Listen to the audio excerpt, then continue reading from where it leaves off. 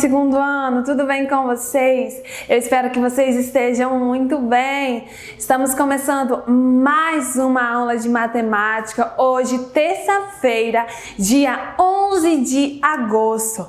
Nós vamos vir aí iniciando o nosso terceiro bimestre.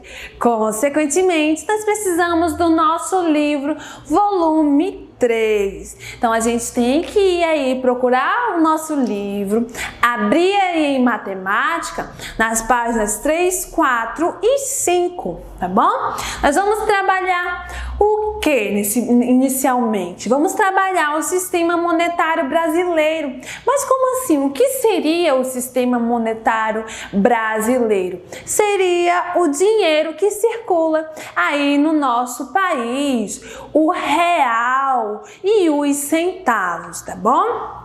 Então, nessas páginas que nós vamos trabalhar hoje, 3, 4 e 5, nós precisamos estar aí colocando a data dia 11/8, ok? Então, bora lá começar nossa aula? A gente tem aí na página 3 um troca de ideias. Vamos observar aí que as nossas cédulas possuem aí alguns animais estampados, né? A nota de R$2 possui uma tartaruga de pente. A nota de R$5 possui aí a garça, R$10 a arara, R$20 mico-leão dourado, R$50 é a onça pintada e aí os R$100 é a garoupa, que é um peixe, né? Nós vamos ter aí futuramente no final do mês, né, final de agosto, nós vamos ter aí a nota de R$200. E aí, vocês já ouviram falar qual é o animal que vai estar aí estampado na nota de R$200? Vocês sabem? Hein? É bem interessante, repercutiu bastante esse assunto. Então, nós temos aí agora na página 4, aí a representação das nossas moedas. Com certeza vocês já tiveram bastante contato com moeda, né? Onde nós temos aí 5 centavos, 10 centavos, 25 centavos, 50 centavos e R$1, tá bom? Então, a gente vai ver aqui que a moeda de 1 centavo, a moeda de 1 centavo existia, sabia? Mas hoje em dia ela não faz parte aí do nosso sistema monetário.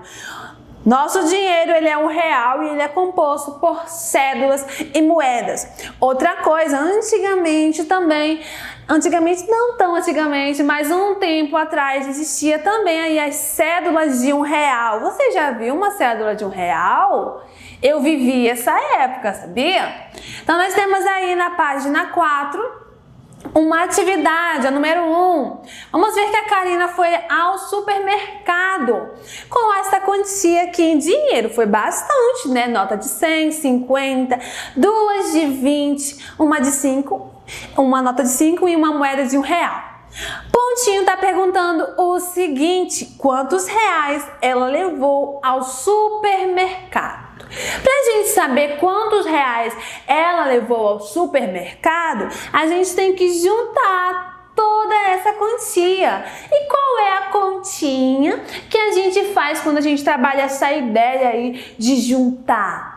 É a adição, a continha de mais. Então a gente vem fazendo algumas continhas de mais, juntando 100 mais 50, mais 20, mais 20, mais 5, mais 1 e depois juntando todos eles. A gente pode estar fazendo passo a passo. Vou fazer juntinho com vocês essa, tá bom? Então a gente vem juntando aí os 100 mais 50, que são as maiores, tá bom? Vamos começar pelas maiores.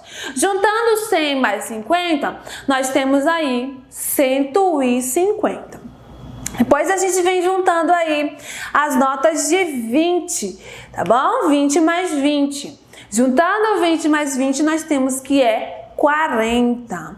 Agora a gente vem juntando aí o valor que foi de 100 mais 50, que no caso é 150, vem juntando com 40, que é aí o resultado do 20 mais 20. 150 mais 40, a gente vem juntando e é 190. Então aqui esse 190 foi exatamente todas essas cédulas aqui, a de 100 que a gente somou aqui, a de 50, aí a gente somou a de 20 e a de 20, que deu aí 190, só essas maiores cédulas aqui. Agora a gente precisa somar com a nota de R$5 e com a moeda de R$1. A gente já vai observar aqui que 5 mais R$1, a gente vai ver que é 6. Então a gente já tem 190, mais 5 e mais 1, a gente vai ver aí que é 190 mais 6, fazendo a nossa continha, nós temos 196. Então, juntando tudo, a gente percebeu que ela gastou aí R$196 no supermercado, tá bom? Pausa aí para você anotar todas as continhas, tá conferindo para ver se fez certinho, tá bom? A gente tem aí a número 2. Escreva quantas moedas de R$1 são necessárias para compor as quantias indicadas a seguir. Então vamos lá.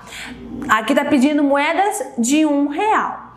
Eu tenho R$2. Se eu for no supermercado trocar por moedas de R$1, a gente vai trocar por 2. Cada dedo é R$1. Se a gente tem R$2, então a gente vai ter aí 2 moedas de R$1. E a de R$5? A cada dedo é R$1. E aí a gente tem R$5, a gente vai trocar por 5 moedas de R$1. Aqui, a cédula de R$10.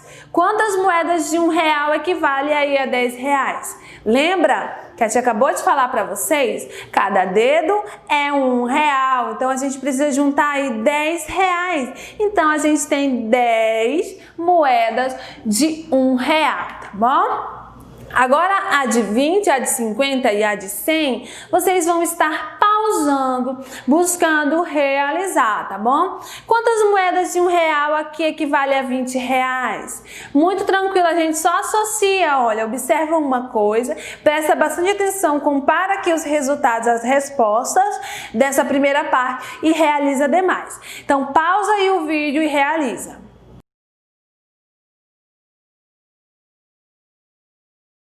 Voltando aqui, a gente tem que são 20 moedas de R$1, que a gente tem R$20. 50 moedas de R$1, a gente tem R$50. E 100 moedas de R$1, a gente tem R$100. Agora esse pontinho, vamos responder junto. Quantas moedas de R$1 são necessárias para compor R$200?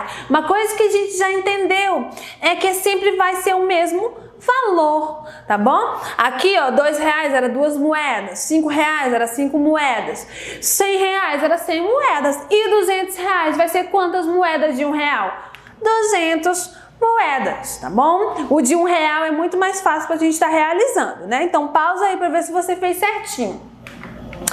Vamos concluindo a nossa aula de hoje, onde a gente iniciou aí o conteúdo de sistema monetário brasileiro, né? Que pode ser um pouquinho difícil no começo, porque eu acredito que alguns de vocês não têm tanto contato direto assim com o dinheiro, mas a gente precisa conhecer, porque é um conteúdo que faz parte da nossa vida e mais pra frente a gente vai mexer com dinheiro, a gente precisa aprender desde cedo, né? Trabalhando aí a questão de que o sistema monetário a gente envolve o real brasileiro, é o real, onde é composto por cédulas e moedas. Temos uma tarefa de casa aí na página 6. Faça com bastante atenção, tá bom? Eu sei que vocês conseguem. E é isso, gente. Até a próxima aula. Continuem se cuidando, tá bom? Tchau, tchau!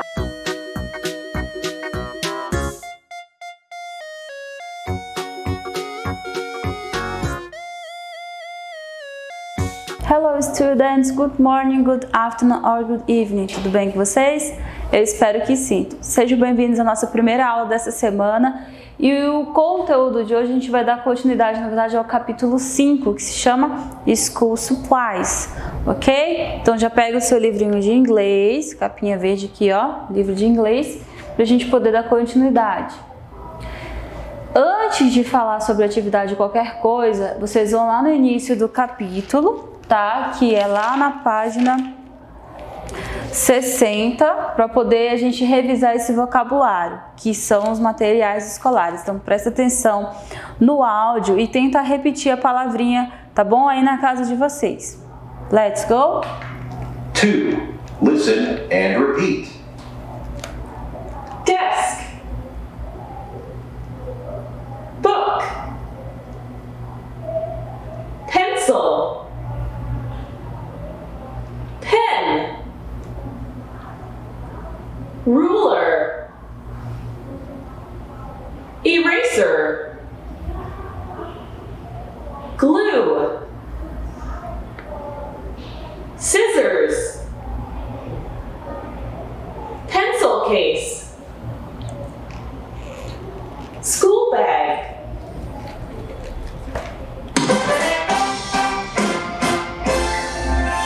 Então, pessoal, antes de eu falar para vocês sobre o artigo indefinido que você vai precisar colocar antes do substantivo, que é o nome do material escolar, eu peço que vocês observem o nome dessas figuras aqui, que são de materiais escolares, e como que inicia cada palavrinha.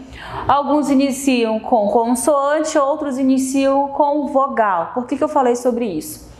Porque vocês têm um artigo indefinido. No português, a tradução de a ou an é um ou uma. Quando eu falo an eraser, é uma borracha. Quando eu digo a pencil, é um lápis. A glue, uma cola e assim por diante. Não tem aí flexão de gênero, tá? Quando a gente traduz para o português, a gente vai ver se o substantivo é feminino ou masculino, ou seja, lápis é masculino, vai ficar um lápis. Mas no inglês não tem isso não.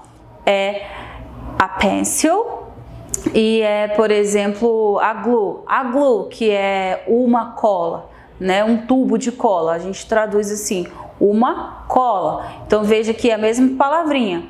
A pencil, a glue. Então esse azinho aí, a gente só faz a flexão para masculino ou feminino no português, no inglês não. É um artigo na verdade um artigo indefinido, então a gente tem, olha, observem aqui. Todos eles estão com essa letrinha em vermelho, é consoante, então eu vou utilizar aqui, na verdade, o som de consoante. O E, que é só o Azinho. Quando eu tenho aqui com som de vogal, eu vou iniciar com N, tá bom? Isso aqui eu já tinha falado para vocês há 2 semanas atrás. Eu espero que vocês tenham lembrado disso, tá bom? Porque agora a gente tem um exercício da página 64. Teacher, na página 64, então me explique o que eu vou precisar fazer. Então vamos lá. Página 64 tem 2 passos. O primeiro passo é o seguinte, que eu digo para vocês. Vocês vão ter aqui na borda do livro de vocês os materiais escolares dos alunos, né? Que tem aí o Pedro e o Ioto. Então, olha só. Na imagem que tem aqui, vocês estão vendo que tá tudo como se fosse sombras. Mas pela sombra você consegue identificar. Em português, vamos lá, o material do Pedro.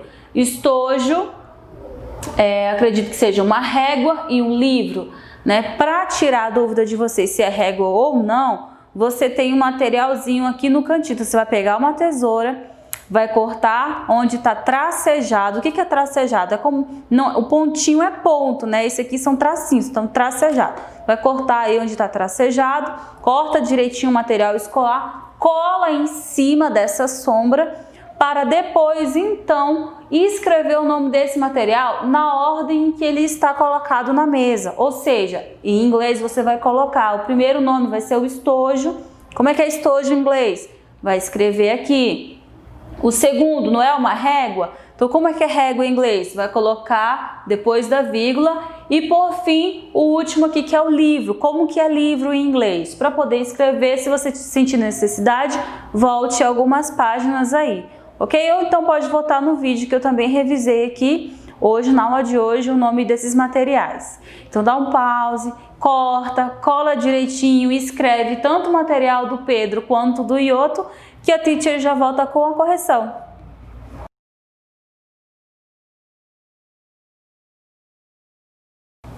Vamos ver se saiu tudo ok com a sua atividade? A teacher não teve como colocar aqui a imagem em cima das sombras, mas eu tenho como corrigir com vocês a parte da escrita. O que o Pedro falou então? Ele disse a seguinte frase: I have a pencil case, a ruler and a book. Então são esses 3 materiais que vocês teriam que ter escrito. Espero que esteja tudo bem. Se errou alguma coisa, paga e faz direitinho, tá? Vamos olhar agora do Yoto. O Yoto disse o seguinte: I have an eraser, a school bag and a pencil. Eu tenho uma borracha, uma mochila e um lápis. Conseguiram fazer certinho? Vamos então agora para o exercício de caderno? No exercício do caderno, você vai fazer o seguinte: colocar a data de hoje, o nome da teacher, escreve aí activity e o enunciado diz assim: draw, desenhe. Então você vai fazer exatamente isso, vai escrever a letra A, a letra B, a letra C e a letra D, vai fazer os quadradinhos e escrever o que pede cada um. Na letra A pediu para você desenhar pencil. O que é um pencil? Espero que você saiba, viu? A letra B pediu uma glue, você vai desenhar uma glue. A C, scissors, e por fim a letra D, school bag, tá? Então o desenho é bonitinho, não esquece de botar a data de hoje. Essa é a atividade do caderno, beleza, galera?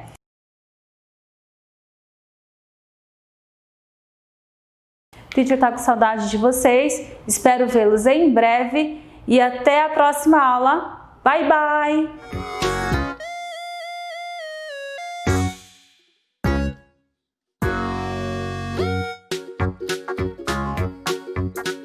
Segundo ano, voltamos agora à nossa aula de Geografia, iniciando aí o nosso 3º bimestre de Geografia também. Já podem pegar o livro de vocês, o volume 3 de Geografia, ok? Como a gente conversou na nossa última aula, eu introduzi para vocês um pouquinho do conteúdo aí que nós iríamos estudar na nossa aula de Geografia no 3º bimestre. Sobre paisagens, a gente vai conhecer um pouquinho sobre os tipos de paisagens existentes aí. Nós vimos que tem a paisagem cultural, paisagem humanizada e aquela paisagem dos sentidos que nós podemos sentir. A paisagem aí relacionada à alegria, uma paisagem relacionada aí à tristeza, aos nossos sentimentos. Vamos dizer assim, os nossos sentimentos, eles também podem ser representados como paisagem. E aí agora, para vocês acompanharem a nossa aula, página 2 e 3 do livro de Geografia de vocês, ok? Página 2 e 3, vamos lá. O que nós vimos na nossa última aula que eu apresentei para vocês? Essas duas imagens. Nós temos a paisagem rural e a paisagem urbana. O que está representando aí a paisagem rural? O que a gente pode ver na paisagem rural? Nós podemos ver o elemento natural. O elemento natural é aquilo que não foi o quê? Modificado pelo homem, que o homem não tocou. Ou seja, nós temos as árvores, nós temos montanhas, podemos ter os rios, tudo isso aí relacionado à paisagem natural, certo? Mas nessa paisagem rural aí, nessa área rural, a gente tem também o elemento que foi criado pelo homem, que é o que? A casa. E é chamado de paisagem humanizada. Diferentemente da primeira imagem, que é a paisagem aí urbana, né? Onde tem muitas casas, muitos elementos criados pelos homens, pelos seres humanos, certo? E aí a gente vai seguindo, né? Outra paisagem que se mistura também entre paisagem natural e paisagem humanizada.